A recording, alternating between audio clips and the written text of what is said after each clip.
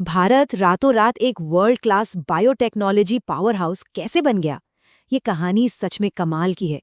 चलिए देखते हैं कि ये सब हुआ कैसे।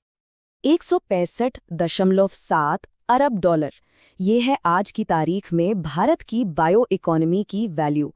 और ये सिर्फ एक आंकड़ा नहीं है, इसके पीछे ग्रोथ की एक जबरदस्त कहानी छुपी है। अब जरा इस बदलाव के स्केल को देखिए।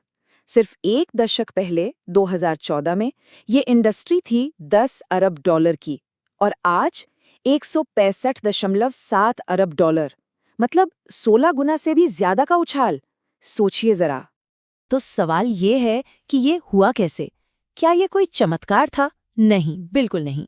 ये एक बहुत ही सोची समझी लंबी प्लानिंग का नतीजा है। कहानी की शुरुआत होती है सही नीतियां बनाने से। जैसे एक मजबूत फसल के लिए जमीन तैयार की जाती है, वैसे ही सरकार ने इनोवेशन के लिए एक माहौल बनाया। ये टाइमलाइन देखिए, ये कोई रातों रात मिली कामयाबी नहीं है। दशकों तक एक एक करके जरूरी संस्थाएं बनाई गई। 1986 में डिपार्टमेंट ऑफ बायोटेक्नोलॉजी बना, फिर 90s में रिसर्च के लिए नियम कानून आए, और 2012 में बिरैक को लॉन्च किया गया ताकि स्टार्टअप्स को सपोर्ट मिल सके। एक लंबी सोच का नतीजा है ये सब। लेकिन देखिए, सिर्फ पॉलिसी से काम नहीं बनता। कहानी को आगे बढ़ाने के लिए चाहिए होते हैं कुछ जुनूनी लोग, पायनियर्स। और बायोटेक की दुनिया में ऐसा ही एक बड़ा नाम है किरण मजूमदार-शॉ का, जिन्होंने बायोकॉन की नींव रखी। बायोकॉन का सफर ही अपने आप में इस इंडस्ट्री की कहानी बताता है। सोचिए, एक गैराज से शुरुआत हुई थी जहां बियर इंडस्ट्री के लिए एंजाइम्स बनाए जाते थे। फिर 90s में उन्होंने अपनी टेक्नोलॉजी का इस्तेमाल करके बायोफार्मा में कदम रखा, और 2004 में तो कमाल ही हो गया जब उनका आईपीओ आया। आगे चलकर उन्होंने भारत की पहली स्वदेशी एंटी कैंसर दवा भी लॉन्च की। क्या कमाल का सफर है! तो बायोकॉन जैसे पायनियर्स ने एक रास्ता तैयार किया, और उस रास्ते पर चलने के लिए इनोवेटर्स की एक पूरी नई पीढ़ी सामने आई। यहीं से भारत में स्टार्टअप्स की एक लहर शुरू हुई। और ये लहर कितनी बड़ी थी, इसका अंदाजा इन आंकड़ों से लगाइए। 2010 में जहां सिर्फ 50 बायोटेक स्टार्टअप्स थे, वहीं 2021 तक ये आंकड़ा बढ़कर 5,300 के भी पार चला गया। मतलब जबरदस्त ग्रोथ। BIRAC की MD डॉक्टर रेणु स्वरूप के शब्दों में, पहले कोई ऑर्गेनाइज्ड इकोसिस्टम नहीं था, लेकिन अब है। इकोसिस्टम मतलब एक ऐसा माहौल जहां इनक्यूबेटर्स हैं, फंडिंग के रास्ते हैं, और नए आइडियाज को सही गाइडेंस मिलती है। इसी ने इस ग्रोथ को मुमकिन बनाया।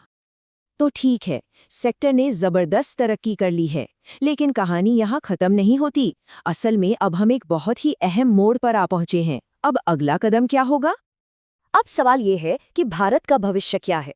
क्या हम फार्मेसी ऑफ द वर्ल्ड बनकर ही रहेंगे, मतलब दूसरे देशों की बनाई दवाएं बनाने में माहिर, या फिर हम लैब ऑफ द वर्ल्ड बनेंगे, यानी एक ऐसी जगह जहां दुनिया के लिए नई दवाएं और इलाज खोजे जाएं? और यहीं पर आती है सबसे बड़ी चुनौती, जिसे कहते हैं इनोवेशन फंडिंग गैप। देखिए, कोई भी नई दवा बनाने में 10 साल या उससे भी ज्यादा लग सकते हैं।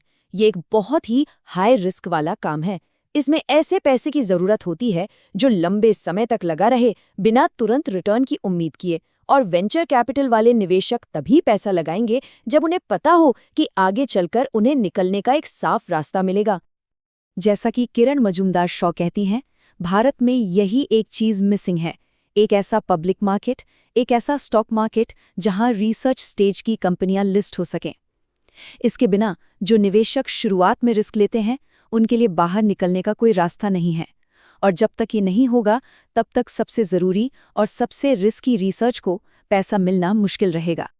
तो आखिरी और सबसे बड़ा सवाल यही है, क्या भारत के फाइनेंशियल मार्केट्स इस अगली साइंटिफिक क्रांति को फ्यूल करने के लिए तैयार हैं? ये सिर्फ एक छोटा-मोटा रेगुलेटरी बदलाव नहीं है, बल्कि ये भारत के ग्लोबल इनोवेशन लीडर बनने के सपने के लिए एक बहुत ज़रूरी कदम है।